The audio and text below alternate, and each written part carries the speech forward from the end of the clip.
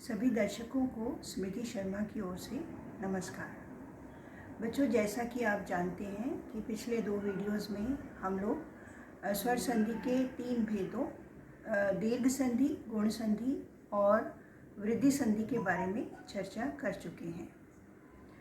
आज हम लोग स्वर संधि के ही अन्य 2 भेदों यण संधि और अयादि संधि के बारे में बात करेंगे।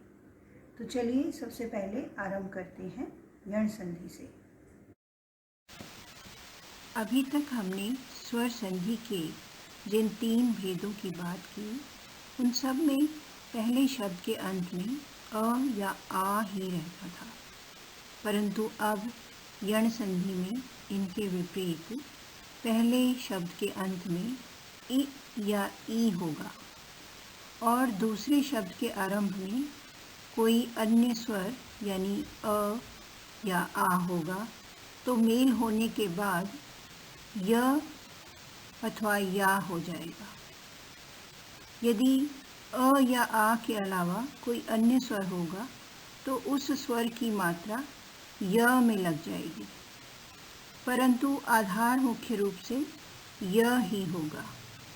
इसी प्रकार पहले शब्द के अंत में यदि उ या ऊ होगा और दूसरे शब्द के आरंभ में अ या आ होगा, तो मेल होने के बाद व या वा बन जाएगा। और पहले शब्द के अंत में यदि री होगा और दूसरे शब्द के आरंभ में अ या आ होगा, तो मेल होने के बाद रा हो जाएगा। इसे ही यण संधि कहते हैं। अब कुछ उदाहरण देख लेते हैं। पहला है यदि जोड़ अपि। यदि में से ई लिया और इधर अपि में से अ लिया तो दोनों मिलके बन गए य।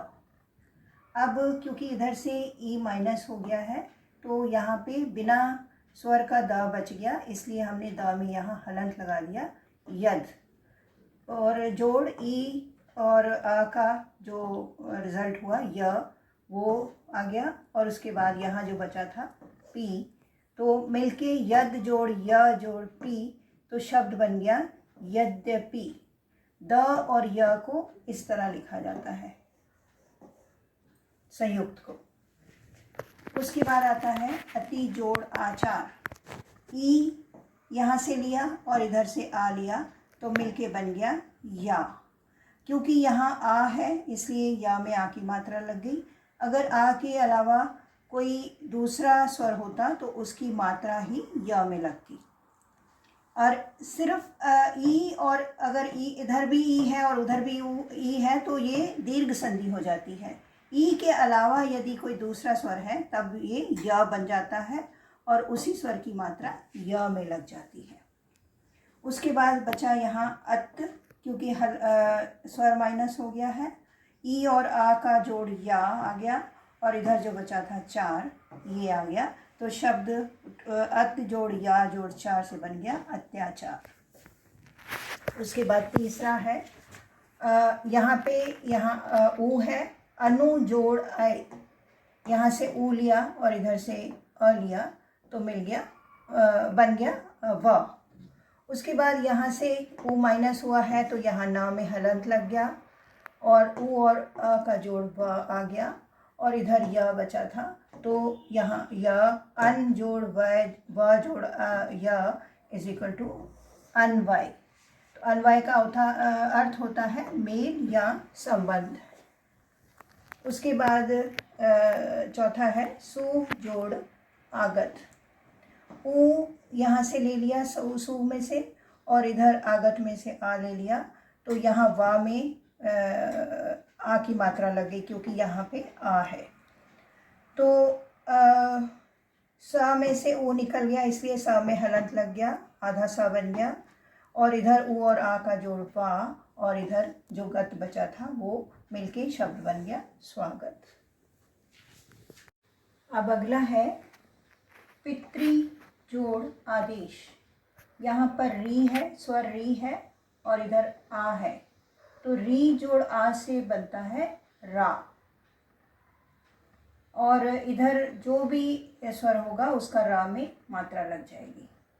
तो री के बिना यहाँ पित हो गया प्लस रा जोड़ इधर जो बचा था देश, तो तारा संयुक्त हो गया। तारा संयुक्त ऐसे लिखेंगे पित्रादेश, शब्द बन गया पित जोड़ रा जोड़ देश से बन गया पित्रादेश।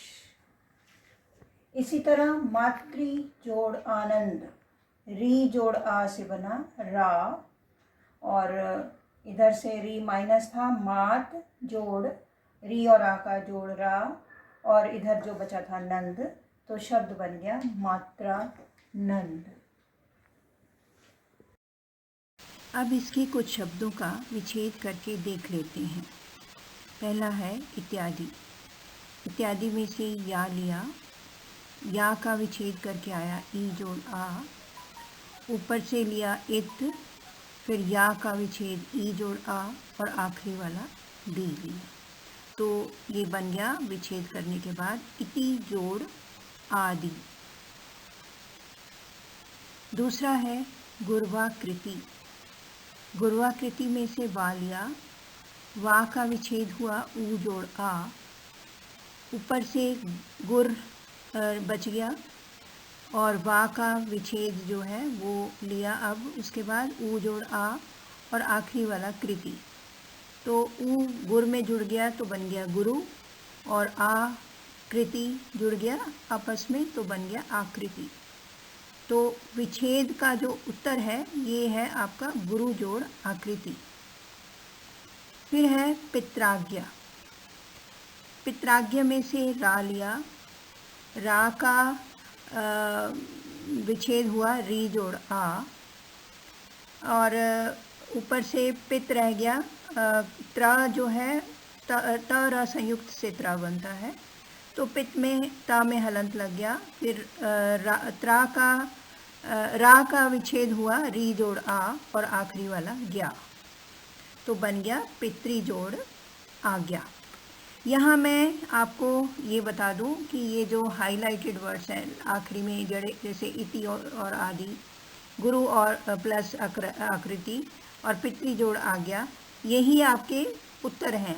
तो आपको जो प्लस वगैरह करके मैंने आपको समझाया है ये केवल समझाने के लिए है। उत्तर में आपको इति जोड़ आदि, गुरु जोड़ आकृति और पितृ जोड़ आज्ञा ही लिखना है।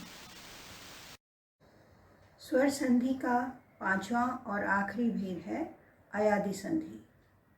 इसमें क्या है कि शब्द के अंत में यदि ए या ए हो और दूसरे शब्द के आरंभ में यदि अ या आ हो, तो जोड़ होने के बाद ऐ या आय हो जाता है, मतलब अ या फिर आ य आय हो जाता है।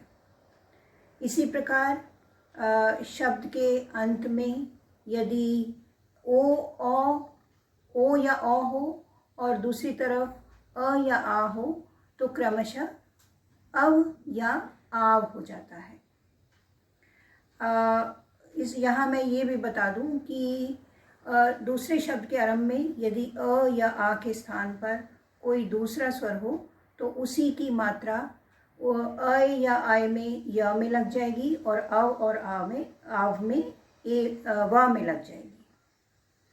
इसी को ही अयादि संधि कहते हैं।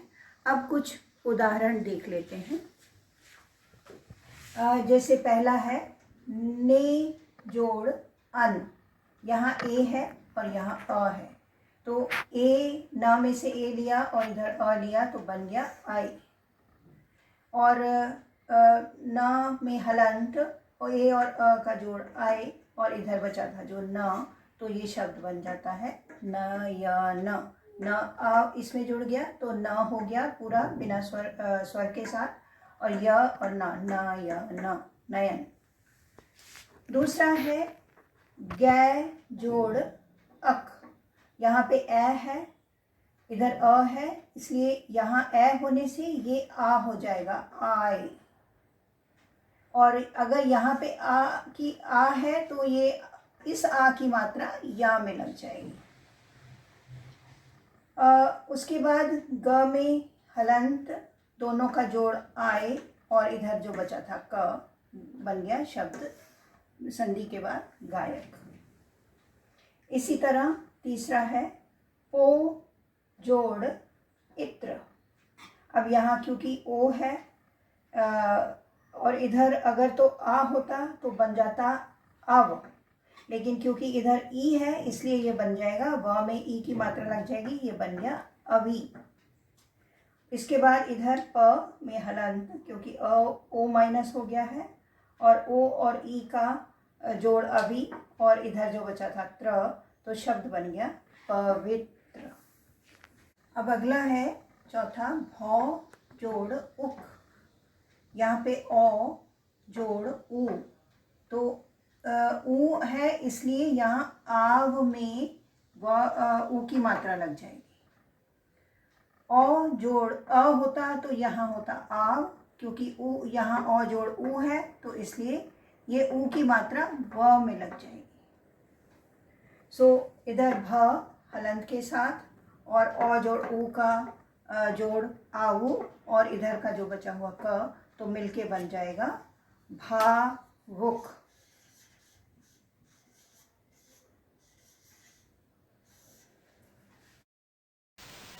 अब इसके कुछ शब्दों का विच्छेद करके देख लेते हैं। पहला है शयन। शयन में से अय निकाला, अय का विच्छेद हुआ ए जोड़ अ। उसके बाद श में हलंत, क्योंकि अ निकल गया है उसमें से, श जोड़ ए जोड़ अ और आखिरी वाला न, तो ये जुड़ के बन गया, श में ए हो गया और शे बन गया और अ जोड़ना अन हो गया। शे जोड़ अन, ये इसका विच्छेद होने के बाद आया। दूसरा है नायक। नायक में क्योंकि ना में आ की मात्रा है तो इसमें से निकलेगा आय। आय का विच्छेद हुआ ए जोड़ अ। अब उसमें से नायक में से आ निकल गया है तो न में हलंत जोड़ आय का विच्छेद ए जोड़ अ और उधर आखिरी वाला क, तो न में ए जुड़ा तो न बन गया और अ जोड़ का इज इक्वल टू अक बन गया। न जोड़ अक जो है इसका संधि विच्छेद हुआ नायक का। तीसरा है नाविक। इसमें क्योंकि व में ई की मात्रा है तो ये इसमें आव नहीं निकल के आवी निकलेगा। आवी निकाल लिया हमने। आवी कैसे बना? औ जोड़ ई से। अगर औ जोड़ अ होता तो ये आव होता, नावक होता तो ये आव होता, क्योंकि ये नाविक है तो इसलिए औ जोड़ ई। उसके बाद न में हलंत, क्योंकि आ निकल चुका है, उधर आवी का विच्छेद औ जोड़ ई और आखिरी वाला का, तो औ जो है ना में जुड़ा नौ जोड़ इक हो जाएगा, ई जोड़ का इक। उसके बाद है श्रावण। श्रावण में से भी आव निकला, आव का विच्छेद हुआ औ जोड़ अ। फिर श्र हलंत के साथ और औ जोड़ अ, आव का जो विच्छेद है, और आखिरी में न आएगा इसमें। एक यहाँ पे हमें एक ध्यान देने की बात है कि व्यंजन संधि का एक नियम है जिसमें पहले शब्द के अंत में यदि री स्वर वाला री, र व्यंजन वाला, श मूर्धन्य और म, इसमें से अगर कोई वर्ण शब्द के अंत में हो और दूसरी तरफ ण हो तो विच्छेद करने पर ये ण का न बन जाता है। इसलिए इसमें हमें वो नियम भी फॉलो करना पड़ेगा। तो श्र जोड़ औ श्र हुआ और अ जोड़ न अन हो गया, श्र जोड़ अन, इसका विच्छेद हो गया श्रावण का। तो बच्चों ये था स्वर संधि का चौथा भेद यण संधि और पांचवा भेद अयादि संधि। मुझे उम्मीद है आपको अब संधि करना और विच्छेद करना दोनों ही अच्छी तरह समझ में आ गया होगा। कोई शंका हो तो कमेंट बॉक्स में लिखकर पूछ सकते हैं। हिंदी हमारी राष्ट्रभाषा है, इसका सम्मान करें और मन लगाकर ज़रूर सीखें। वर्णारव चैनल को सब्सक्राइब भी अवश्य कर दें। धन्यवाद। जय हिंद।